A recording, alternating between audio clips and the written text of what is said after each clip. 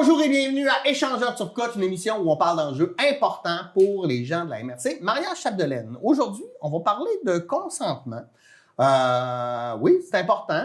On n'en parlait peut-être pas assez avant. Maintenant, on est là pour en parler. Et avec moi, j'ai Jessie Balthazar-Munger, qui est coordonnatrice des services au Calac Central Lac-Saint-Jean. Bonjour, Jessie. Allô? Ça va bien? Ça va super bien. Tellement contente d'être avec vous ce matin. C'est le fun. T'es lumineuse, c'est le fun. Ça va être une belle entrevue. Pour commencer, là, Calac Central, pour ceux qui ne savent pas c'est quoi? C'est quoi la mission? À quoi ça sert, Calac Central? C'est quoi cet organisme-là? En fait, le Calac Central, c'est une ressource spécialisée pour les victimes d'agressions sexuelles. Okay. Fait qu'on offre des services principalement aux gens qui ont vécu des agressions sexuelles, à leurs proches également. Donc, peu importe que la personne que tu aimes ait demandé de l'aide ou non au Calax, tu peux venir au Calax pour venir chercher des conseils, demander comment tu peux aider la personne que tu aimes, parce que les proches ont un rôle qui est primordial au niveau du soutien aux victimes d'agressions sexuelles. On a également 2 autres volets d'intervention, soit la prévention-sensibilisation, qui occupe un rôle crucial finalement, parce que si on ne parle pas d'éducation, si on ne parle pas de consentement, si on ne parle pas de relations sexuelles saines, comment qu'on peut faire en sorte de diminuer? Oui, c'est ça, c'est de la prévention. C'est important, là, mais exactement, c'est de la prévention. C'est important de pouvoir éduquer les gens, parce que quand tu n'as pas l'information, ben après ça, tu ne peux pas prendre des choix qui sont libres et éclairés. Oui, puis on va se le dire, là, mettons, je pense à mon âge, mettons les 40 dernières années, il y a eu une grande transformation aussi dans notre sensibilité, dans notre compréhension, en fait, des agressions sexuelles. Bien, absolument. Donc, il faut que l'éducation continue, parce qu'il y a des gens qui sont peut-être pas assez sensibilisés ou qui comprennent pas la réelle nature de ce que ça peut causer. Bien, absolument. Puis, tu sais, comment qu'on voit le consentement? On va le voir du côté moral, mais également du côté judiciaire. Même au niveau de la loi ou du niveau judiciaire, il y a eu des changements dans les dernières années. Ouais. Tu sais, ça fait pas longtemps que les agressions sexuelles au niveau conjugal sont reconnues au sens de la loi. Ouais. Avant, à partir du moment où tu étais en couple avec quelqu'un, tu consentais automatiquement. Tu sais, fait qu'il y a eu des changements au niveau de la loi. Mais non, je comprends tout à fait, mais c'est ça, tu sais. Fait qu'il y a eu des changements, puis même de notre façon de percevoir les relations sexuelles, de l'objectif, on va pouvoir en parler un petit peu plus tard, mais c'est là-dessus là, qu'on travaille pour éduquer les jeunes et les moins jeunes, peu importe les différentes tranches d'âge. On va aller voir les personnes âgées, on va aller voir les jeunes secondaires, on donne un cours d'éducation à la sexualité à tous les élèves de secondaire 2 et 3 à travers le Lac-Saint-Jean au complet. Donc, on va parler de ça, des relations sexuelles, le consentement, le plaisir, de quelle façon qu'on peut avoir du plaisir avec l'autre, la communication. Puis, on a également un volet lutte. Pourquoi un volet lutte? Parce que les agressions sexuelles, c'est un problème qui est social et non individuel. Il y a encore beaucoup de mythes présents dans la société qui vont faire en sorte de culpabiliser la personne qui a été victime, d'où le fait qu'ils ne veulent pas dénoncer, et déculpabiliser la personne qui a commis l'agression. Ouais. Entre autres, tu sais, on en entend parler souvent qu'un homme est trop excité sexuellement pour s'arrêter. Bien, tu sais, moi, je leur dis tout le temps aux jeunes, je les regarde, je dis, OK, fait que ce que tu es en train de me dire, c'est que si tu es en train d'avoir une relation sexuelle avec ton partenaire ou ta partenaire, puis que tes parents rentrent dans la chambre, tu vas continuer comme si de rien n'était. Ouais, ben non, je ferais pas ça. OK, ben là, pourquoi tu n'es pas capable de t'arrêter si c'est l'autre personne qui dit non? Oui, oui. Fait que, tu sais, il y a comme des choses comme ça qui traînent dans la société, entre autres, la façon aussi que tu es habillé. Oh oui, que ça causerait, on s'entend, là, les codes vestimentaires là, qui sont retravaillés d'ailleurs dans les écoles, mais que la façon de s'habiller causerait des agressions sexuelles. Fait il y a différents mythes, puis on doit les déconstruire, ces mythes-là, pour être dans une société qui va être beaucoup plus aidante pour les personnes victimes, tu sais. Tu as dû voir, là, il y avait eu de l'exposition justement sur les vêtements là, oui. Puis il est venu ici dans la région. C'était assez troublant de voir que finalement le monde est habillé, les victimes d'agressions sexuelles sont habillés bien normal. Bien, tu sais, dans presque 9 cas sur 10, on est agressé par quelqu'un qu'on connaît puis en qui on a confiance. Fait que ça aussi, c'est un mythe, là, l'espèce d'individu dans le fond d'une ruelle qui attend de te sauter dessus. Là. Ben oui! Ouais. Fait que là, les gens... Mais tu sais, dans la vie, là, on a besoin d'avoir le sentiment que notre facteur de sécurité, que notre sentiment de sécurité est à son plein potentiel pour être capable de sortir le soir ou de sortir tout court. Ouais. Si on a l'impression puis que les gens comprennent vraiment que ça pourrait se faire de la part de n'importe qui, les gens, des fois, ils ont besoin de sentir qu'ils ont un rôle à jouer puis qu'ils peuvent avoir des moyens de protection pour se protéger. Ouais. Tu sais, c'est comme la nature humaine de me dire, OK, si je me promène pas le soir, là, tout seul, là, ben j'ai bien des chances que ça m'arrive pas une agression sexuelle. Ça sécurise les gens. Ouais. Mais les mythes qui sont présents, par contre, nuisent aux personnes qui sont victimes, tu sais. Parce qu'après ça, ils se disent, OK, ben j'ai pas adopté le bon comportement pour me protéger. Tandis qu'on pointe pas du doigt la personne qui a commis l'agression en disant, OK, là, présentement, là, t'as pas des bons comportements, il faut que tu changes. Oui, je comprends. Puis est-ce que c'est plus facile ou le discours doit être différent quand tu rencontres des jeunes puis des personnes âgées? Oui, absolument. Oui, la façon de percevoir. Qu'est-ce qui change ou sous quel angle on approche ça, dépendamment de l'âge? Parce que C'est certain que les gens qui sont grands-parents aujourd'hui ont vécu une autre époque. Les jeunes, des fois, ont une plus grande compréhension parce que c'est plus dans l'air du temps. Je sais pas. Là. Je dis des choses, mais tu peux me dire que je suis dans le temps. Là. La différence que je vois, c'est que, mettons, parce qu'au niveau de la compréhension de la sexualité, les jeunes aujourd'hui n'ont pas une meilleure compréhension. Okay. C'est parce qu'ils sont tellement surexposés. Puis souvent, ce qu'on va voir dans la pornographie, c'est pas la réalité. Absolument pas. Hein? C'est pas la réalité, c'est pas nécessairement la façon d'avoir du plaisir. Fait que les gens sont pas nécessairement au parfum. Puis ils s'éduquent, malheureusement. Tu sais, avant, tu n'avais pas vraiment d'éducation où tu en entendais parler de la part de quelqu'un. Aujourd'hui, les gens s'éduquent sur Internet, mais je sais pas si c'est mieux. Parce que les choses qu'on voit, c'est pas la réalité non plus. Ouais, c'est ça. Ils essayent de reproduire un peu des films pornographiques. Tu sais, avant, on se souvient, il fallait aller dans la rangée au club vidéo pour rentrer là, puis il fallait ressortir avec le DVD. Mais juste ça, on faisait juste ça, là, on faisait pas. Donc, c'est différent. Mais c'est sûr que autant pour les personnes âgées que pour les personnes issues de la diversité culturelle, la notion de percevoir le consentement a changé au fil du temps. Puis même les gens qui viennent d'ailleurs. Oui. Tu leur dis, hey, t'as vécu... Tu sais, on va pas leur arriver et dire, hey, t'as vécu une agression sexuelle au niveau conjugal, toi. On va donner l'information sur de quelle façon ça se passe maintenant, de quelle façon on peut appliquer le consentement, puis les gens vont regarder de quelle façon ils se sentent interpellés. Ça se peut que les gens se disent « Hey, j'ai vécu une agression sexuelle », mais ça se peut que les gens ne le sentent pas de cette manière-là. Puis notre but, c'est pas de cristalliser des conséquences puis de dire « Toi, tu as été victime face au vécu que tu me racontes. » C'est de les mettre en lumière, de leur donner de l'information, de faire de l'éducation psychologique, puis les gens vont prendre ce qu'ils ont à prendre. Puis s'ils sont pas prêts à le prendre, ils le prendront pas non plus si ça leur correspond pas. Il y a des gens qui vont se forcer pendant 20 ans à avoir des relations sexuelles avec leur conjoint ou leur conjointe, puis ils sentent pas qu'ils ont vécu une agression sexuelle. Pourtant, ça ne les a jamais tenté d'avoir une relation ou peut-être peu tenté. Mais ils ne vivront pas de même, puis ils n'auront pas de conséquences de ça. Ils ont l'impression que c'est normal. Là. Bien, puis c'est correct. Nous, on n'est pas là, mais on est là, par exemple, pour éduquer puis montrer. Avant, l'objectif principal d'avoir des relations sexuelles, là, c'était d'avoir des enfants majoritairement. Hein? Tu sais, avec la présence quand même des églises, de la religion catholique. Il y avait, et puis le fait qu'on ne voulait pas être assimilé, hein? On voulait conserver la langue française. Fait qu'il y avait même le curé qui pouvait venir cogner chez vous en disant « Bonjour, M. Tremblay, il faut que vous ayez des enfants. » Aujourd'hui, les gens choisissent leur partenaire aussi, puis ils choisissent de vouloir avoir du plaisir. Il y a des moyens de contraception, c'est plus l'objectif premier. Là, quand tu as des relations... La sexualité est plus associée au plaisir maintenant qu'à la associée au plaisir. Fait que c'est sûr que la façon d'aborder le consentement est différente. Ben, moi-même, je me rappelle, tout petit, là, le curé était venu chez nous, puis il avait parlé à ma mère, là, parce que j'étais son dernier enfant, puis il aurait peut-être fallu qu'il y en ait d'autres, mais exactement. il n'y en a pas eu d'autres. Puis même si les conditions, par exemple, médicales de la femme montraient que c'était négatif de revoir d'autres enfants, il y avait quand même une pression, la pression morale de la religion. Exactement. Mais là, la religion, les gens ne pratiquent plus nécessairement. On a perdu quand même cette pression-là. Mais on a encore des relations sexuelles, puis l'objectif a changé, fait qu'il faut éduquer sur c'est quoi une relation sexuelle, tu sais. C'est quoi une relation sexuelle? Non, mais tu sais, on est dedans, là. Ben oui, mais j'ai envie de te le demander pour toi, là. Mettons là, qu'on arrive et qu'on parle de relations sexuelles, là. C'est quoi le premier mot qui te vient à l'esprit? Ben là, je pense à ma blonde, là. Je sais pas. Mais, ben, plaisir. Plaisir. Oui, plaisir. Relation sexuelle. Y a-tu des gestes, mettons, premièrement, qui te viennent à l'esprit? Ben, tu sais, moi, je trouve, faut qu'il y ait de l'amour, là. Je sais pas si là, on peut rentrer là-dedans ou c'est juste mécanique, les relations sexuelles, mais moi, je pourrais pas avoir de relation sexuelle avec quelqu'un avec qui je suis pas en amour, là. Ça a changé. Quand j'étais plus jeune, c'est une autre affaire, peut-être. Oui. Ben non, mais on nomme absolument. Les choses, on les nomme pas, là. non. Je me dois d'être honnête là-dessus. Mais moi, c'est à ça que je pense, là. C'est certain que, là, moi, j'ai encore des jeunes enfants, fait que là, on pense à... Il faut attendre qu'ils soient couchés, mais qu'ils dorment. Mais oui.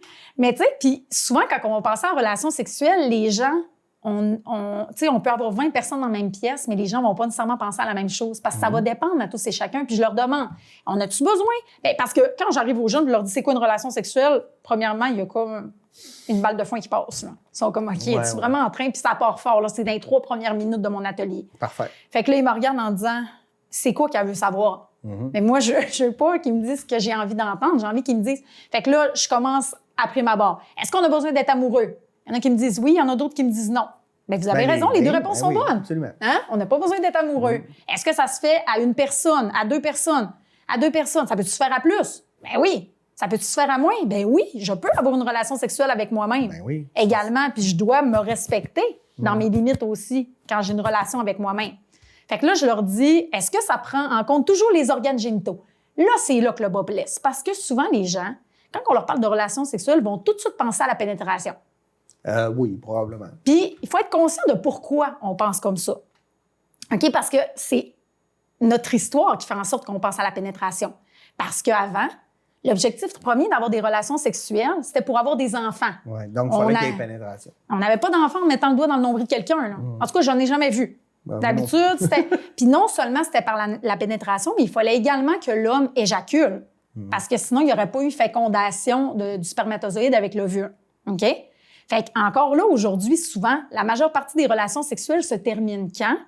Quand il y a l'éjaculation. Quand il y a l'éjaculation. Mais est-ce que ça met une pression, premièrement, à l'homme d'éjaculer ou même à l'autre partenaire de dire, ben, t'es pas satisfaisant, t'as pas fait ce que t'avais à faire, t'as pas réussi à éjaculer, t'es faible, t'as pas de libido, Puis à la femme de faire passer le plaisir de l'homme avant son propre plaisir.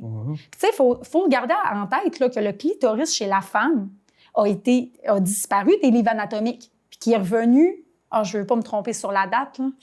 Il me semble que c'était en 2008, mais en tout cas, bref, qui est revenu récemment, après les années 2000, dans les livres anatomiques, parce que c'est une femme qui a décidé de disséquer le clitoris puis qui a prouvé il avait été disparu parce qu'il n'était pas nécessaire à la fécondation. Oui, je comprends. Pour avoir des enfants. Mais il est nécessaire au plaisir de la Mais il est nécessaire au plaisir, mais le plaisir n'était pas mis de l'avant. Fait que tout ça teinte la façon qu'on perçoit les relations sexuelles.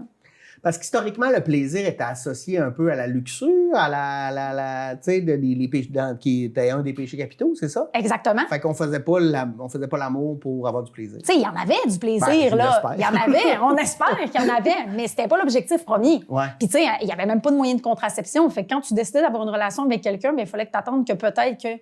Ouais, il allait qu'il allait peut-être avoir un enfant. Donc, puis tu sais, même la femme ne pouvait pas avoir des relations sexuelles avant le mariage, sinon elle était vue comme étant quelque chose d'impur, comme quelque chose de sale. Ouais. Ben oui, mais ça se passe encore dans d'autres religions, ou même encore dans la religion catholique, il y a ces ordres-là, mais la réalité, on sait que c'est dans toutes les religions, les gens, ils font... c'est pas vrai, là, tu sais, c'est plus vrai aujourd'hui, là. Maintenant, je sais pas. Ben, tu sais, en même temps, ça met comme la sexualité un peu sur un piédestal, puis ça rend aussi une injustice au niveau du plaisir de l'homme puis de la femme. Quand on dit que l'homme, c'est pas grave s'il y a des relations sexuelles avant le mariage, mais la femme, c'est grave. Ben tu sais, on crée déjà une inéquité au niveau du plaisir sexuel puis des relations, puis la façon de le percevoir. Fait que, tu sais, il faut toujours garder à l'esprit que tout ça, là, à travers notre histoire, ça atteint notre façon aujourd'hui de percevoir les relations sexuelles. Puis c'est important d'être conscient. Est-ce qu'aujourd'hui, je perçois mes relations sexuelles de cette manière-là, puis est-ce que ça me convient? Parce que si ça me convient de les percevoir de même, que c'est une relation sexuelle, que c'est par pénétration, que quand l'homme éjacule, c'est là que ça se termine, c'est correct. Mais si je me mets de la pression puis que je mène mes relations sexuelles de même, parce qu'on m'a toujours dit que c'est de même qu'il fallait les faire, bien là, il y a un problème. Parce que je suis pas focusée sur mon objectif de plaisir. Oui. Tu sais? Puis il y a pas, tu sais, il y a comme une idée, je sais pas, là, moi je trouve, là, associée à ça, d'un peu de performance, atteindre l'orgasme, c'est comme l'objectif, puis c'est vraiment plus facile chez l'homme que chez la femme. J'ai l'impression, là, peut-être que je dis n'importe quoi, là. Ne te gêne pas pour me remettre à l'ordre. Mais on a tout ça, tu sais, cette espèce de fausse pression qui vient de nulle part, en fait. Là. Comment on fait pour enlever cette pression-là puis se concentrer sur juste le plaisir? Hein? Bien, tu sais, il faut toujours garder en tête que dans le mot relation sexuelle, là, le premier mot, c'est le mot relation. Ouais. Mais les gens sont tellement concentrés sur la performance sexuelle qu'ils oublient le mot relation. Puis ça, la relation, là, c'est que tu vas bâtir avec l'autre. Peu importe, tu n'as pas besoin d'avoir passé 10 ans en relation avec quelqu'un. Tu rencontres quelqu'un dans un soir ou un bar, tu as le goût d'avoir une relation sexuelle, prends le temps de valider c'est quoi que l'autre aime. Ben, d'être à l'écoute. D'être à l'écoute. La relation, c'est la communication autant verbale que non verbale. Fait que c'est ça qui va permettre d'avoir du plaisir parce que chaque corps est différent. Puis ça, c'est encore dans une croyance populaire que la femme a plus de difficultés à atteindre l'orgasme parce qu'on est dans les stéréotypes des relations sexuelles. La pénétration n'est pas la seule façon d'avoir du plaisir chez la femme. Absolument. Puis si on est concentré seulement là-dessus parce qu'on est dans les stéréotypes de sexualité qui est entre autres occupé par les films pornographiques, souvent c'est de cette façon-là qu'on le voit, ben ça se peut qu'on passe à côté parce qu'on y va avec notre idée de c'est quoi une relation sexuelle plutôt que d'être en relation avec l'autre pour comprendre c'est quoi son plaisir. C'est quoi les codes là, dans cette relation-là qu'on devrait être à l'écoute? Y a-t-il des choses qu'on devrait porter attention ou... Parce que là, on s'en va tranquillement vers le consentement. Là, on se parle de deux personnes qui ont le goût de faire l'amour, mais là, on va passer tranquillement de l'autre côté du miroir. Là. Mais c'est à quoi on devrait être à l'écoute quand on est en relation sexuelle, en fait? Bien, de plusieurs choses. Fait que le non-verbal, la personne a-t-il un corps tendu ou détendu? Le regard. Est-ce que la personne est capable de te regarder dans les yeux? Parce que, tu sais, des fois, les gens me disent, ben là, elle m'a pas dit non. Ou il m'a pas dit non. Ouais, mais il t'a pas dit oui non plus. Puis son corps, il disait quoi? Le langage du corps, parce que ça voudrait dire que on pourrait agresser tout le monde qui est dans le coma, ils nous diront jamais non. Bon, non, mais tu sais, ça serait terrible. J'ai eu l'image dans ma tête. Tu sais, ça serait terrible. Ouais. Mais le non-verbal parle. Si la personne était consciente, si la personne est en état d'ébriété, puis tu le vois physiquement, bien, c'est pas un consentement qui est valide. Oui, qui est éclairé. Puis après, ben non, c'est ça. Dans le fond, là, pour respecter un consentement, le consentement doit être libre et éclairé. Fait que nous, on le décortique pour que ça corresponde à 4 valeurs. La liberté, la sécurité, le respect puis l'égalité. Qu'est-ce qu'on veut dire? La liberté d'accepter ou de refuser sans pression ni chantage. À partir du moment où la personne, elle te fait sentir cheap. Tu sais, là, mais là, c'est quoi? Ça te tente jamais? Ou, tu me trouves plus attirante? Ou, tu sais, là, la petite pression, là, qui fait en sorte qu'on va modifier, qu'à la base, ça aurait été non, puis que là, ça va être oui pour cette raison-là. Bien, c'est plus un consentement qui va respecter la valeur de la liberté. Ouais. Ensuite, la sécurité. Est-ce que je me sens... Mais là, j'ai une sous-question. Ah ben oui, vas-y. Non, mais là, mais tu t'as ouvert une portée de dire mettre de la pression, de plus le goût de moi, il me semble que ça fait longtemps qu'on n'a pas fait l'amour. Ouais. Mais si ça fait vraiment longtemps qu'on n'a pas fait l'amour, donc il y a un message aussi là-dedans, là, non? Ben oui. Puis tu sais, c'est tout le temps dans la façon d'aborder l'autre. C'est comme, mettons que j'arrive puis je dis... Ben, c'est quoi, là? T'attends jamais, là? Ça fait un mois qu'on l'a pas fait. Hey, y a-tu quelque chose qui se passe? Ça fait un bout qu'on l'a pas fait. Je sens qu'on n'est plus autant. Tu sais, c'est la même longueur d'onde. Tu veux-tu m'en parler? Y a-tu une différence dans l'intonation, tu sais? Fait que, tu sais, on peut questionner avec l'autre, on peut essayer de comprendre. Mais il faut être prêt aussi à entendre la réponse. Exactement, l'intention. Ton intention, c'est-tu de convaincre l'autre?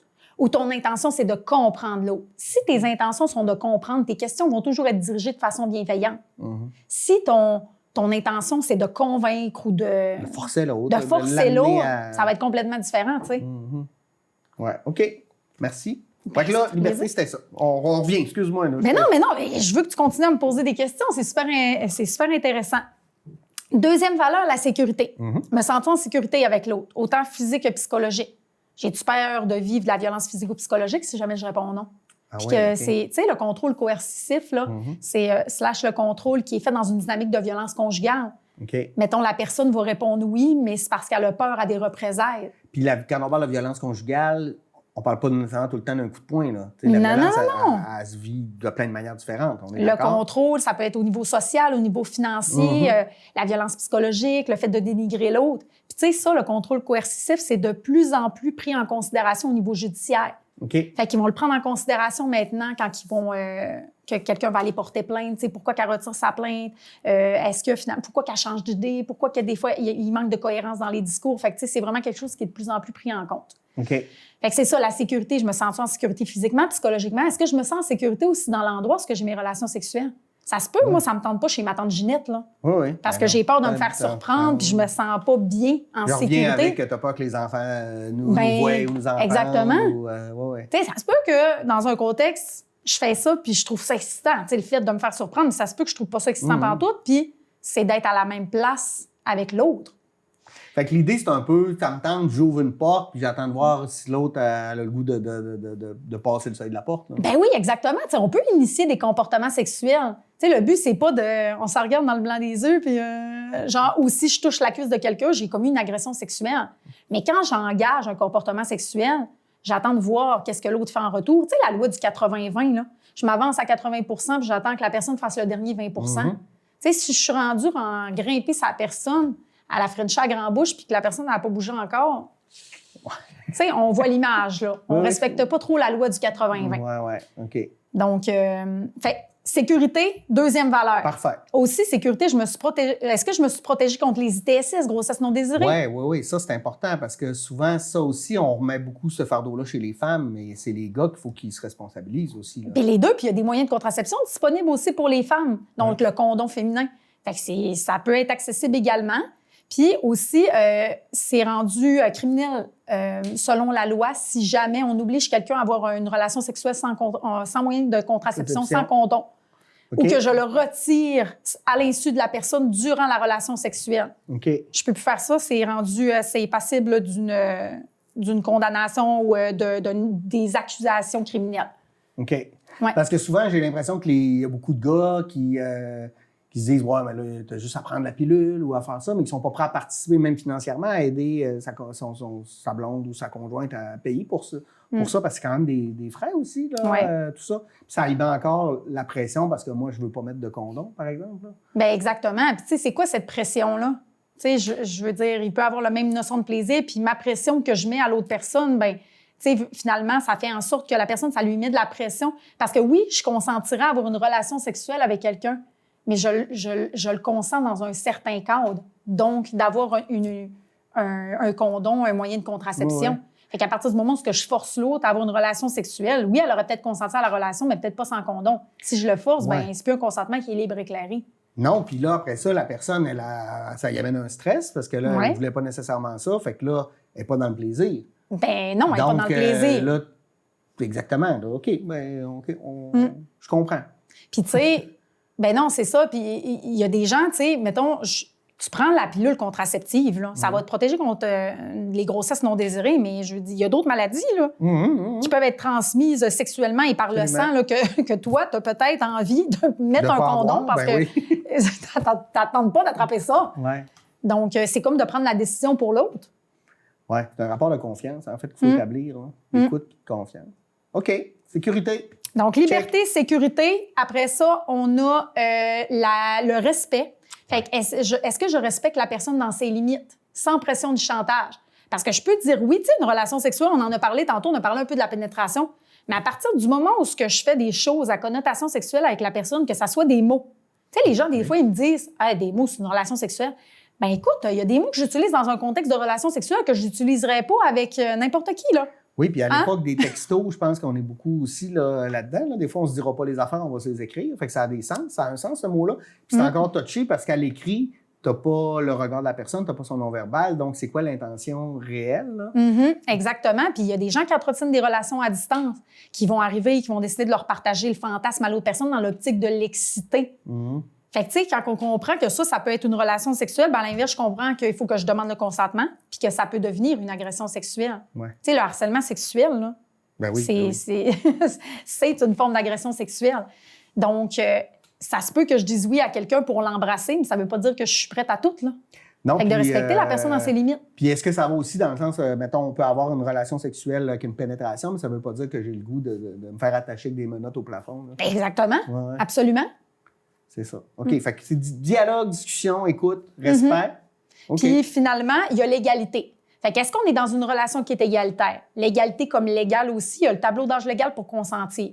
Okay. Fait qu'il y a, c'est quoi le tableau d'âge légal pour consentir? Bien, dans le fond, au Canada, il y a une loi qui protège les personnes mineures pour avoir des relations sexuelles avec des écarts d'âge. Fait qu'avant 12 ans, tu peux pas consentir à une relation sexuelle. Peu importe si tu te dis plus mature, peu importe que tu aies vécu quelque chose. Tu sais, des fois, les gens disent « Oui, mais plus mature que son âge. » Oui, mais ça reste que au niveau de ton développement psychosexuel, tu n'es pas rendu là. Oui, c'est ça. Fait qu'à partir de 12 ans, tu peux consentir, mais avec quelqu'un de moins de 2 ans ton aîné. Okay. Fait que 2 ans moins un jour, de différence d'âge de ma date de fête à sa date de fête. OK. Fait que 12-13 ans, c'est moins de 2 ans ton aîné. 14-15 ans, moins de 5 ans. Fait que de ma date de fête à la date de fête de mon partenaire, il ne faut pas qu'il y ait plus que 5 ans de différence. OK, quand même. Fait que 5 ans moins un jour. 4 ans, 360. Ouais. Non, mais c'est 14 à 19, là, quand même. Oui, si la personne a dépassé son cadre. Oui, exactement. Fait que ça peut être mineur majeur. OK. Puis à partir de 16 ans, je peux consentir avec quelqu'un, peu importe son âge, mais il ne faut pas que la personne soit en situation d'autorité ou en lien de confiance. OK, oui. Fait que, tu sais, mettons, un enseignant, un coach, si je fais du sport, mon employeur. Ça se peut là, que j'aie 16 ans puis que mon employeur, il ait 19 ans. Mais étant donné que je suis mineure puis qu'il est en lien d'autorité à mon égard, ça ne pourrait pas se faire. Des amis de nos parents. Oui. Fait que oui, je peux consentir à partir de 16 ans, peu importe l'âge, mais pas avec dans n'importe quel contexte. Puis le lien d'autorité, la position de confiance, ça s'applique aussi aux personnes plus jeunes. Fait que même si j'ai 14 ans puis que je suis en relation avec quelqu'un de 18 ans, si la personne, c'est mon coach, qui est en lien d'autorité, ça ne pourrait pas se faire non plus. Fait que c'est vraiment pour protéger les personnes mineures. Mais ça peut pas se faire ou ça peut se faire s'il y a un consentement, là. Non, c'est ça. Dans le fond, tu peux pas avoir de relations sexuelles, pas en tout. OK. Même s'il y aurait consentement, parce que la personne pourrait user de ce lien de confiance, de cette position d'autorité pour mettre de la pression. Fait que c'est vraiment pour une façon pour pouvoir encadrer puis protéger les personnes mineures contre les abus. Oui, je comprends. Je comprends. Je mets quand même le bémol de dire, mais ça se peut quand même que des gens tombent en amour même s'ils sont en position d'autorité ou non? Bien, c'est parce que ça se fait pas au niveau de la loi. Au niveau de la loi, elle la met la limite. Mais... Elle la met la limite. Ça se pourrait qu'il y ait des gens qui tombent en amour, qui soient dans un contexte d'autorité, puis ça soit une relation qui est saine. Par contre, il faut que tu discutes avec ton partenaire. OK, là, présentement, on est dans l'illégalité. Oui, c'est ça. Si on se fait prendre, c'est la personne plus vieille qui a des conséquences. Puis eux autres, là, la loi, ils prennent pas en compte les sentiments amoureux. Là. Eux autres, ils vont avec une loi qui n'a pas été respectée. Oui, fait qu'on est-tu prêt à vivre avec les conséquences? Au même titre que je décide de prendre de l'alcool, de prendre mon auto puis de dépasser le 0.08. Ça se peut qu'il m'arrive rien, mais ça se peut que je me fasse arrêter, que je frappe quelqu'un, que je perde mes permis de conduire, que je perde ma vie. Tu sais, fait que là, rendu là, qu'est-ce que je décide de faire? Oui. Ouais, tu dois avoir des belles questions des jeunes quand même. Ben oui. Une fois là, que ils ont dégelé. Là. Je pense qu'au début, ils sont peut-être un peu intimidés. Oui, mais on a tellement des discussions enrichissantes. Là. Puis, tu sais, oui, au début, ils se disent OK, mais là, c'est quoi qu'il faut que je dise? Ouais. Je ne sais pas si c'est un mythe, mais je veux le valider. Là. C'est quelqu'un qui me disait ça. Il m'a dit, tu sais, des fois, on parle de la formation qu'on donne aux jeunes, aux parents. Les parents font, ben non, c'est bien trop, vous allez trop loin. Mais quand vous arrivez avec les jeunes vous disent, ben non, ils savent déjà, puis ils veulent encore aller plus loin que... Il y a cette dichotomie-là. Ça existe, ça. Ben oui, même des fois, les enseignants ils disent, mais là, vous avez dit le mot pénis, tu sais, devant nos jeunes, mais en même temps, nous, on se fie vraiment, les informations qu'on donne, on se fie aux exigences du ministère. OK. Puis ça, c'est vraiment évalué selon le développement psychosexuel des jeunes. Fait qu'à cet âge-là, le jeune doit avoir quelle information par rapport à sa tranche d'âge. Fait que c'est pas fait, là... on n'a pas décidé ça de même. C'est basé sur des études psychosociales, exactement. Puis plus tôt on en parle, plus tôt on augmente les facteurs de protection de nos jeunes face aux violences sexuelles, puis même nos ados, là. Ben, de prendre des comportements en étant avec confiance. Tu sais, mettons, la plupart des ados ne savent même pas que quand l'autre est en état d'ébriété, il ne peut pas consentir. Mais là, à partir du moment où tu le sais, tu es en mesure de prendre un choix qui est libre et éclairé, tu sais, de dire, OK, ben là, je le sais, là, que c'est légal au sens de la loi, puis que la personne, son consentement n'est pas valide. Là, quelle décision je décide de prendre? Non, puis là, c'est état d'ébriété, c'est quoi? Tu sais, c'est ça, là. La personne a pris 2 consommations. Elle est en état d'ébriété ou elle n'est pas... ou elle a fumé un joint, ou tu sais, c'est pas évident là, non plus de savoir pour les jeunes. Là. Bien, tu sais, puis nous autres, on est vraiment là dans les ateliers pour développer l'esprit critique. Fait qu'on leur dit tout le temps, si t'es pas sûr, est-ce que t'es mieux de le faire puis que la personne se lève le lendemain en disant « Hey, je t'aurais pas choisi hier. » Ben non, c'est ça. Ou t'es mieux de jouer sécuritaire puis de te dire « Ah, mais en limite, on se reprendra le lendemain. » Tu sais, fait qu'on développe leur esprit critique en parlant avec eux autres. OK, oui, c'est vrai que ça peut être ambigu. Fait que dans ce temps-là, c'est quoi le comportement? On veut pas leur donner des réponses tout cuit dans le bec. On veut les amener à réfléchir. Premièrement, ça assure la rétention de l'information. Oui, puis parce que c'est très contextuel, une relation sexuelle. Là. Tu peux avoir une histoire avec quelqu'un qui se passe d'une manière, puis avec quelqu'un d'autre, c'est complètement une autre histoire. Là. Absolument. Complètement une autre histoire. Ouais. Hey, c'est vraiment intéressant tout ça. Mais là, on va prendre une petite pause. Ben oui, absolument. Hey, déjà, ça va vite, hein? Ben oui, mais... Hey, super. Fait que, restez, hein, c'est vraiment, vraiment intéressant. On revient dans 2 minutes. Prenez le temps d'aller salle de bain, un petit café. Venez nous retrouver. À tout de suite. Donc, bonjour, c'est Louise Simard, propriétaire de Camerise Milou, avec mon chum Michel Lavoie. Donc, c'est pour ça qu'on s'appelle Milou, Michel et Louise. On est propriétaire de ce verger-là depuis 2016 qu'on a commencé à implanter nos camerisiers.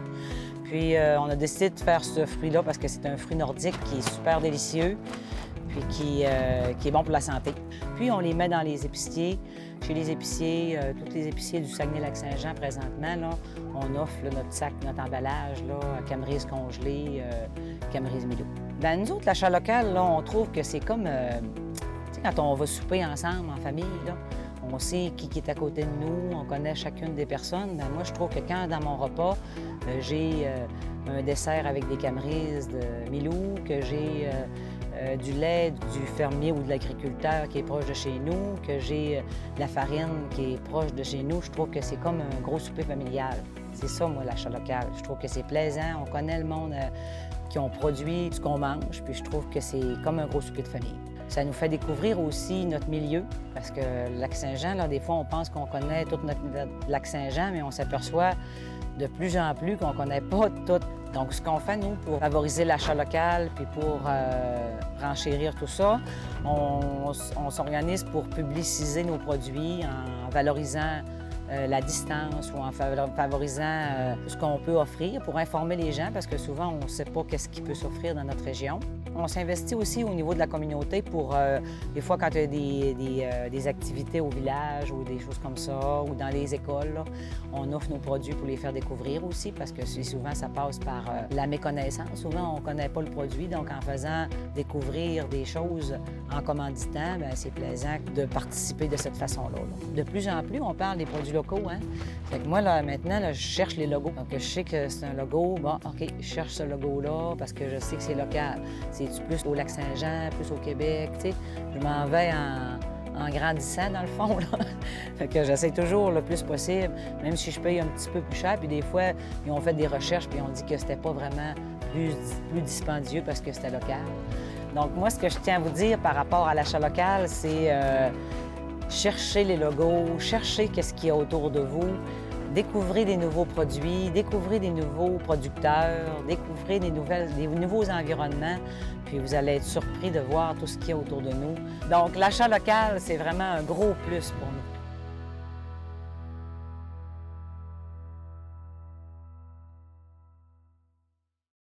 La télévision communautaire autonome parle des enjeux locaux, donne une voix aux citoyens et citoyennes, en plus de faire rayonner les talents d'ici. Accessible à tous, elle appartient à la communauté et donc à vous. J'ose ma télé communautaire, mon média de proximité.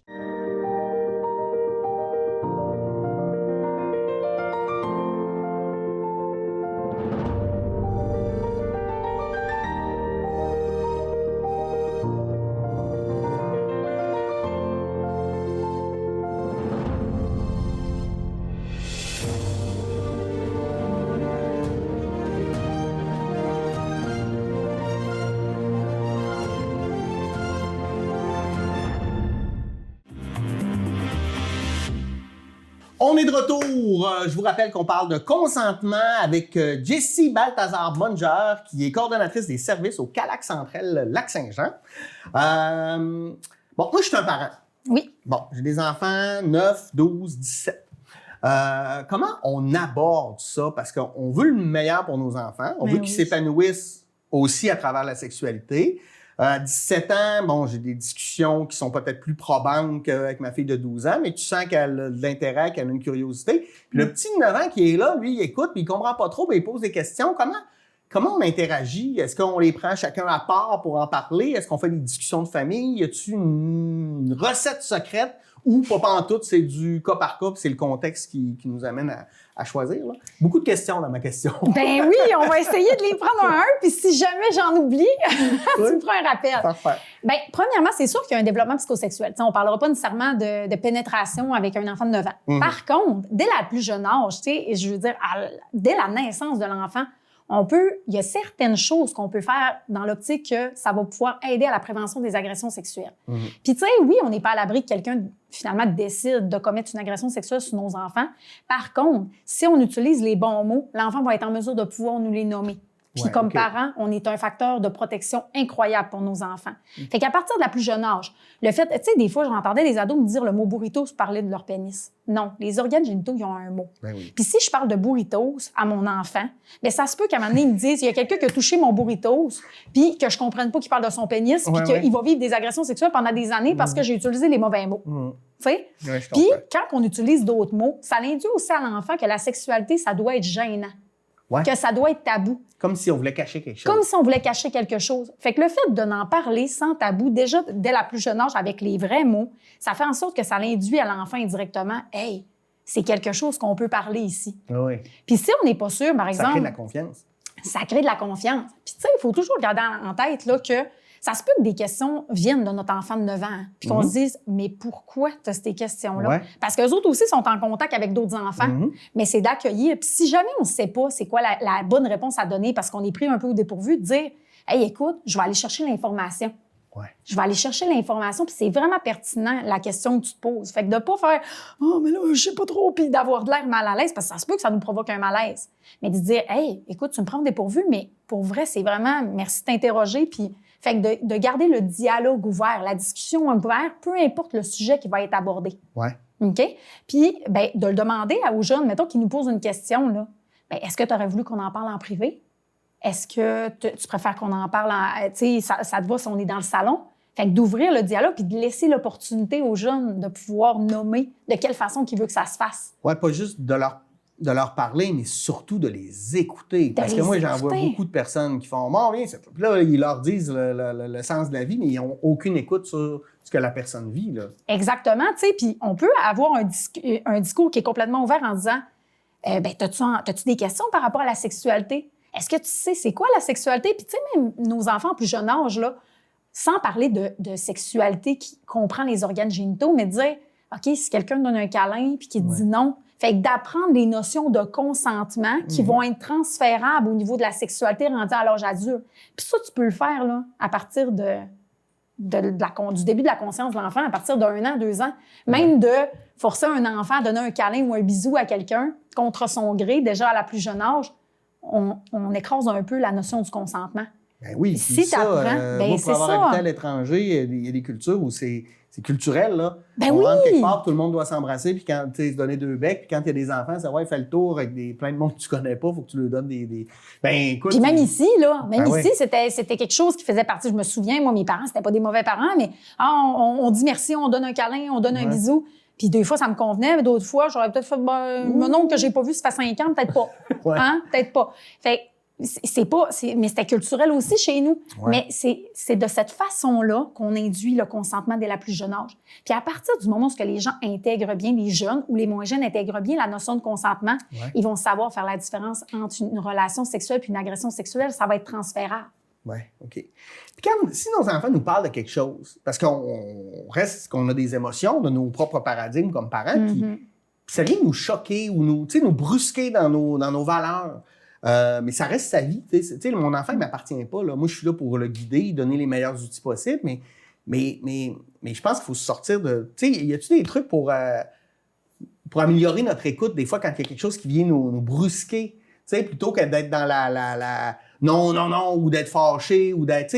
Parce que c'est pas toujours évident quand on est dans l'émotion, là, nous aussi, comme parents. Là. Mais tout dépendant, est-ce que je suis en mesure de pouvoir prendre un temps d'arrêt?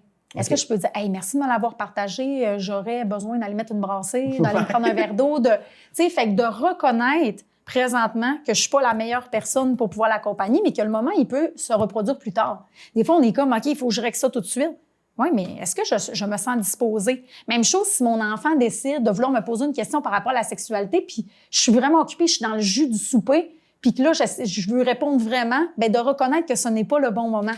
Ouais. Puis de replanifier un moment pour dire « Hey, la discussion que tu m'apportes, là, je trouve ça trop important pour te dire ça à la va-vite de même entre piler les patates puis faire cuire la viande hachée. » Parce que le danger, selon moi, là encore, c'est que si, mettons, tu sens que t'es pas en écoute parce que t'es dans l'émotion puis tu viens un peu, je sais pas agressif, mais un peu fâché ou tout ça, c'est qu'à un moment donné, c'est que ton enfant ne veut plus lui t'en parler. Puis là, à ce moment-là, ben là, il va le vivre dans le secret parce qu'il va le vivre de toute façon. Fait que t'es mieux d'avoir un dialogue sain, même si des fois ça vient te chercher, que de ne pas en avoir.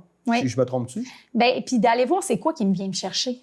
Est-ce que présentement, moi, c'est parce qu'il y a eu un changement dans la façon que j'ai appris c'était quoi les relations sexuelles, puis que maintenant, c'est pas la façon que je le perçois au niveau de mon enfant. Fait que d'essayer de reconnaître c'est quoi qui vient me chercher.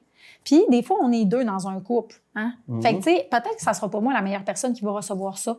Ou des fois, je peux avoir un parent proche que mon enfant est super proche avec. C'est pas obligé d'être moi en tant que parent si je me sens pas outillée pour le faire. Mais d'essayer de m'assurer que mon enfant reste pas dans le vide. Y a-t-il une ressource? Y a-t-il un adulte de confiance qui est proche, qui pourrait être autre? Ça peut être mon conjoint, ma conjointe, un ami, un grand-parent. De s'assurer...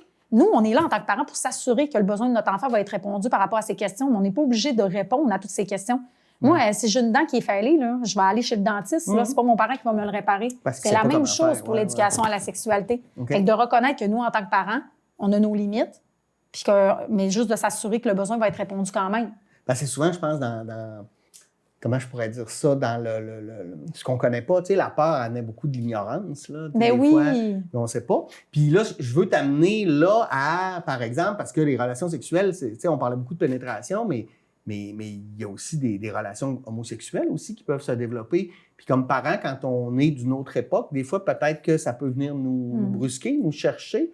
Comment parler de ça avec son enfant? Parce que c'est normal aussi là, d'avoir des relations sexuelles ou de tomber en amour avec des gens du même sexe. Là. C'est une question niaiseuse que je fais? Non, du tout. Puis tu sais, c'est parce que l'affaire, c'est qu'on a dans la tête que quand on va parler de relations sexuelles avec notre enfant, on va avoir les détails de ce qui s'est passé au cours de la relation sexuelle. Ouais. Mais je veux dire, souvent, c'est même pas de ça que les enfants ont envie de nous parler. Tu te sens-tu? Puis tu sais, c'est de valider avec l'autre. Est-ce que tu te sens respecté? Moi, là, mon meilleur truc que je peux donner, là, quand tu veux parler de sexualité, pose des questions ouvertes. Le but, c'est de le faire parler puis de le faire réfléchir. Oui. Tu n'as même pas besoin d'avoir des informations. Tu sais, comme par exemple, moi, quand je faisais de l'intervention avec les personnes victimes d'agressions sexuelles, je savais même pas leur histoire. Okay. J'avais pas besoin de la savoir. Le but, c'est de poser des questions ouvertes pour comprendre ce que l'autre vit puis c'est quoi le besoin. Toi, en tant que parent, tu peux faire la même chose. OK, pourquoi tu te questionnes par rapport à soi? Qu'est-ce que tu n'as pas aimé? Est-ce qu'il y a des choses que tu pourrais faire différemment? Est-ce que tu penses que c'est dû à la communication? Est-ce que pose des questions ouvertes dans le but de comprendre? Oui. Tu sais, c'est dur en tant que parent parce qu'on a dans la tête qu'il faut connaître toutes les réponses puis qu'on doit être l'expert de notre enfant. Mais c'est parce qu'on veut être... Mais oui. Tu sais, comme parent, on veut être en contrôle, on veut être sûr qu'il n'arrive rien à notre enfant, fait qu'on essaye de... Tu sais, des fois, d'être parfait, mais moi, je trouve que des fois, en voulant être parfait, c'est là qu'on crée le plus d'erreurs, là, je sais pas. Mais c'est d'essayer de comprendre l'autre. Puis chaque personne a une sexualité qui est différente. Ouais. Hein? Même qu'on prend deux adultes de la même âge, qui est nés à la même place, de la même famille, puis ils vont avoir une sexualité qui va être carrément différente, puis ils vont avoir une façon de la voir différente, des besoins différents. Fait que, tu sais, la meilleure chose qu'on peut faire pour aider notre enfant, bien, de ne pas lui transférer notre paradigme, nous autres, notre compréhension de la sexualité, puis de poser des questions ouvertes pour que lui soit amené à réfléchir pour prendre les bonnes décisions pour lui, tu sais. Oui. Puis, fait que ça, vous en parlez aussi, tu sais, quand tu rencontres les gens, des relations homosexuelles, que ça fait partie des relations sexuelles. Ils n'ont pas à être gênés de ça, là, parce qu'on sait qu'il y a eu une grande chape de plomb là-dessus pendant beaucoup trop longtemps. Là, ça, c'est intéressant. Puis tu parlais aussi, ben, j'ai le goût de t'entendre là-dessus, des relations sexuelles seules, donc de la masturbation. Oui. J'imagine que c'est là qu'on s'en va. Tu sais, tu disais, il faut se respecter aussi là-dedans. Là, ta notion de respect est étrange dans le sens que tu es tout seul avec toi-même. Là. Comment... Ben, je sais pas, je vais t'écouter. Bien, il y a des gens, des fois, qui peuvent le faire pour faire plaisir aux autres parce qu'ils sentent qu'ils sont bizarres de ne pas l'avoir fait, parce qu'il y a d'autres personnes qui ont eu des relations sexuelles. Oui, la pression sociale. Moi, est-ce que j'aime mon corps en tant que personne? Oui. Est-ce que je suis en mesure? Tu sais, les gens, mettons, ils me disent, mais moi, je suis pas capable de me regarder tout nu, ça m'écoeure. Hey, ben peut-être qu'il y a quelque chose à réapproprier parce que là, présentement, tu fais peut-être violence à ton corps. Pour être en relation saine avec quelqu'un d'autre, il faut que je sois, premièrement, en relation saine avec moi-même. Est-ce que je l'aime, mon corps? Est-ce que je suis consciente de la machine qui m'aide à marcher, à courir ou même à vivre à tous les jours, à respirer? Ouais. Est-ce que je le respecte? Puis si je me respecte pas, moi, puis que je me regarde dans le miroir en disant « t'es dégueu aujourd'hui », bien probablement que je me respecterai pas en relation avec l'autre parce que je sens que mon corps est pas légitime puis que je sens pas que t'as le goût d'y aller, mais finalement, t'as pas le goût d'y aller. Fait que là, t'es pris, en fait, avec toi-même. Là. Exactement. Puis, tu sais, avant d'avoir une relation sexuelle avec soi-même, avant, par exemple, la masturbation, bien, OK, je me sens-tu disposée? Est-ce que, présentement, je le fais pour moi, pour me faire plaisir? Est-ce que ça me tente? Est-ce qu'il y a une pression? Est-ce que je le fais parce que l'autre me dit de le faire? Est-ce que... Fait que, tu sais, il y a toutes ces questions-là aussi sont à poser. Puis à partir du moment où moi, je suis en cohérence, que je suis bien avec ma sexualité, bien, je risque d'être mieux aussi avec la sexualité en ajoutant une personne de plus. Oui, ou des personnes de plus. Ben oui. Puis quand comme parent, la masturbation, des fois, j'ai l'impression... Pas que c'est tabou, je pense qu'on le sait, mais tu sais, tu veux... y a-t-il une éducation qu'on peut faire sur le quand, le comment, ou... Tu sais, c'est normal. T'sais. En fait, où je veux aller, c'est que... Tu sais, on n'a pas à être fâché ou rien. C'est normal, la masturbation. Là. Mais il y a des enfants qui le font en très jeune âge. Oui. Fait que, tu sais, puis il y a des parents qui vont réagir fortement. Il y a des enfants de 2-3 ans qui vont, tu sais, sans avoir l'impression... Tu sais, ils savent pas, là, mais ils vont arriver, ils vont frotter l'endroit, puis ils sentent qu'ils ont du plaisir, tu sais. Puis là, les parents vont être choqués, puis ils vont dire hey, « Arrête de faire ça! » Mais c'est de dire à son enfant, tout simplement, pas dire « Fais ça dans le salon », on s'entend, là, on pourrait tomber dans l'inceste, là, mais de dire « Hey, je comprends que ça t'amène du plaisir, mais il y a des endroits pour le faire. » Fait que de rediriger, fais-les dans ta chambre, fais-les seul, fais-les pas en compagnie de ton frère ou ta sœur, fait que de recadrer pour que l'enfant puisse vivre sa sexualité dans un espace qui est sécuritaire. Mais lui, il ne le voit pas de façon sexuelle. Oui. Nous, on le voit avec nos yeux d'adulte. Lui, il ne le voit pas comme ça. Mais de recadrer, sans mettre une image de dégoût, parce que l'enfant, là, il va dire, bien, premièrement, je viens de faire de quoi de mal. Oui. Puis deuxièmement, c'est dégueulasse. Oui, c'est ça. Fait que Quand au contraire, on c'est invite quelque chose de ici, beau là-dedans. il y a des gens qui l'ont fait, là, c'est pas grave. Non, c'est ça. Hein, on peut rattraper, dire à l'enfant, garde, c'est correct, mais fais-le dans un espace qui est adéquat. Oui. Hey, c'est complexe tout ça. Les jeunes aussi, à un âge, ils ont besoin d'explorer, j'imagine. Puis ça, ben, comment on peut encadrer ça ou comment on peut, sans l'encadrer, je pense que c'est pas le bon terme, mais comment on peut guider nos enfants qui ont on le sent, là, qui ont un besoin de découverte là, à travers tout ça, là? Bien, moi, je pense là, que les enfants, bien, autant une personne qui veut découvrir que... je pense que le mieux, c'est de savoir, bien, premièrement, d'éduquer les gens sur les comportements verbaux puis non-verbaux. Fait que, qu'est-ce que tu peux observer chez l'autre si la personne n'est pas consentante, sans parler de tout ce qui existe au niveau de la relation sexuelle, parce que les gens, ils vont le découvrir par eux-mêmes. Ouais. OK? On ne commencera pas à voir le livre du Kama-Sutra ensemble. Là, ils vont le découvrir par eux-mêmes. Mais premièrement, de travailler sur la confiance en soi. Deuxièmement, travailler sur les notions de consentement. Qu'est-ce que ça prend pour consentir? Puis après ça, comment tu peux observer le malaise chez l'autre? Ou que la personne est bien. Puis je pense que si on travaille ces trois aspects-là, on va être en mesure de pouvoir répondre aux questions puis faire en sorte que nos enfants vont pouvoir aller vers des relations qui vont être respectueuses. Peu importe, là, on parle de relations sexuelles, mais les relations respectueuses en général. Est-ce que tu es dans une relation avec quelqu'un qui s'adresse bien à toi, qui te met de la pression, qui te fait sentir coupable, ou tu es avec quelqu'un qui t'élève vers le haut? Ouais, Fait que, tu sais, des fois, on a l'impression qu'il faut aborder directement le sexe, puis qu'est-ce que ça comprend au niveau mécanique, mais on a juste besoin de travailler sur les notions qui va servir à établir la relation, plus que ce que ça comporte au niveau sexuel. Oui, je comprends. Puis, si ça se passe mal, mettons, que tu sens que tu n'as pas été respecté, que tu sens que tu as peut-être été victime d'une agression sexuelle, sans parler de viol, là, bien, ça peut aller jusque-là, malheureusement. Comment on doit réagir? À qui on doit parler? Comment encadrer tout ça? Parce que malheureusement, ça arrive encore, on le sait. Puis, même si on essaie de tout prévenir, il va quand même en arriver.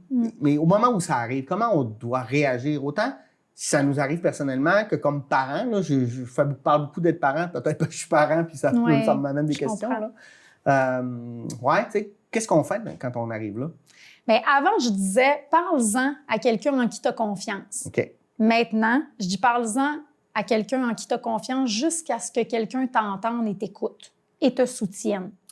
Parce que des fois, les gens en parlaient, mais ils se faisaient ouais, c'est normal, tu sais, on banalisait, c'est ça? Bien, il y a combien de personnes qui se sont rebutées, tu sais, à avoir fait un dévoilement à quelqu'un en qui il avait confiance, mais qui n'a pas eu le soutien dont il méritait. Parce que la personne a banalisé, parce que la personne ne savait pas quoi répondre, elle ne savait pas quoi faire, que l'écoute n'était pas adéquate. Pour X raisons, là, il n'y a pas nécessairement des mauvaises intentions, mais il y a même des gens qui se faisaient répondre « Ah, ben là, fais comme moi, passe à autre chose, puis on va l'oublier, puis ça donne rien d'en parler. » C'est ça la culture du viol un peu. C'est ça la culture du viol, de banaliser. Ça se règle en famille, hein? On règle ça en famille, mais il n'y a rien qui se règle.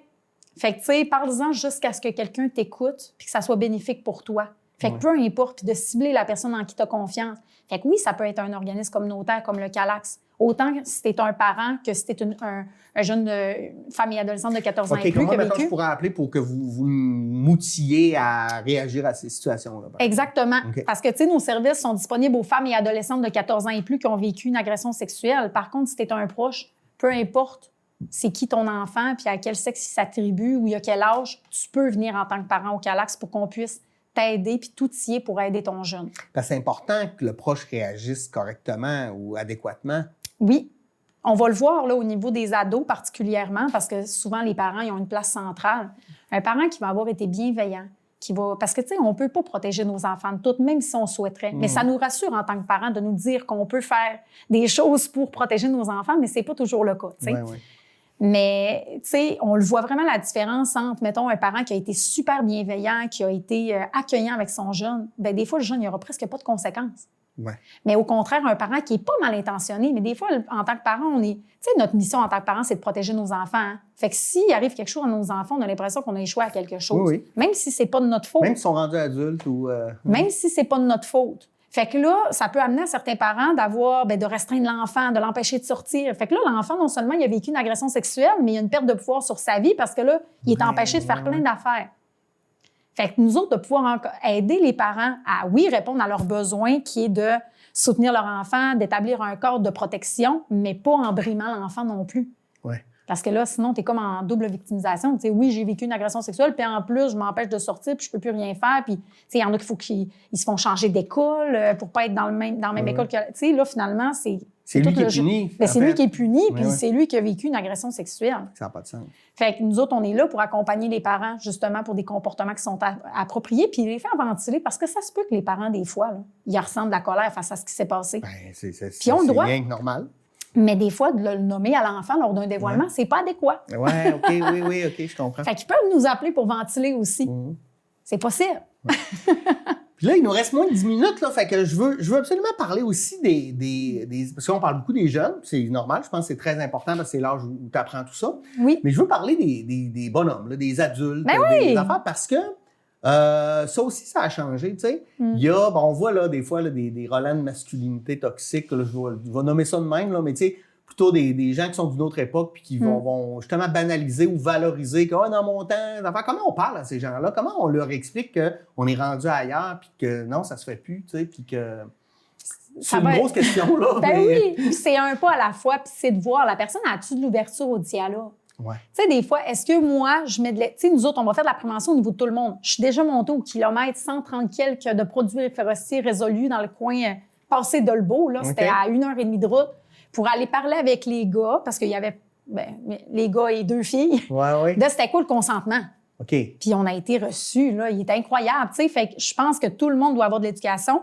Mais de là à savoir, est-ce que le cheval de bataille a quelqu'un qui a vraiment un discours qui est campré puis qui n'a pas d'ouverture? Oui, je peux donner mon information, mais je peux pas convaincre l'autre. Puis c'est de le garder ça en tête. Hein. Je ne pourrai jamais convaincre l'autre. Par contre, ce que je peux faire, c'est de mettre des petites brides à la personne pour qu'il puisse comprendre. Ouais, puis la plupart, ouvrir des portes. puis qu'on est des alliés. Le but, là, c'est pas de savoir, t'es-tu contre, t'es-tu pour, tu veux-tu, tu sais, genre... on veut être en confrontation quand on parle à ces gens-là. On n'est pas en confrontation. Le but, c'est, OK, présentement, il y a des victimes, puis comment qu'on peut travailler ensemble? Tu sais, les hommes, là, par exemple, là, qui commettent des agressions sexuelles, nous, on travaille beaucoup avec la Ressource pour Hommes Optimum, qui est un organisme pour aider les hommes, qui ont vécu des traumas quelconques, des difficultés, mais qui ont commis des actes de violence. Mais c'est ensemble qu'on enraye la violence. Oui, c'est ça. Puis on travaille tous dans le même sens. On veut juste plus, on veut plus qu'il y ait de victimes. Peu importe soit-il qu'il soit homme, femme, enfant. Fait qu'on travaille tous dans le même sens, puis c'est en éduquant, puis à un moment donné, ça fait son bout de chemin, mais ça se peut qu'il y ait des gens qui ne comprennent jamais, là. Oh, oui, malheureusement, t'as raison. Puis, tu sais, mais c'est pas... Nous, on n'a pas ce pouvoir-là de les convaincre. Mais on a le pouvoir de continuer à faire de l'éducation puis à faire les bouts de chemin. OK. Fait que là, ce que je comprends, c'est que n'importe qui peut vous appeler un peu pour prendre de l'information. Si on veut vous rejoindre, c'est, par exemple, le site Internet ou comment tu sais, mettons, là, que faut que je me ventile ou peu importe. C'est quoi la meilleure manière, la meilleure porte d'entrée pour vous parler? Bien, il y a notre site Internet, notre page Facebook, fait qu'il y a nos coordonnées. On a une ligne sans frais aussi. Fait que les personnes peuvent nous rejoindre. Si jamais la personne, elle vient tu sais, je sais pas moi, il y a peut-être des gens à l'extérieur du lac Saint-Jean qui appellent. Ils peuvent appeler au Calax quand même. Même si c'est ton garçon qui a vécu une agression sexuelle puis qu'on va pas nécessairement offrir de l'aide directement à lui, appelle-nous. Nous, si tu as été victime d'une agression sexuelle, appelle-nous puis on va te rediriger à la limite vers la bonne ressource. Okay. On n'a aucun problème. On aime mieux avoir l'appel puis que finalement on te dise « OK, parfait, je vais te faire une référence soutenue, je vais t'accompagner vers la ressource qui va pouvoir répondre aux besoins. » Parce qu'il y a aussi la ressource pour Hommes Optimum qui est disponible. Il y a le CAVAC aussi qu'on travaille en partenariat serré. Fait qu'appelle-nous. Si t'es pas sûr, on va te référer puis ça va être parfait. Fait qu'il y a nos coordonnées sur notre page Facebook, sur notre site Internet, ligne sans frais, sinon 275-1004.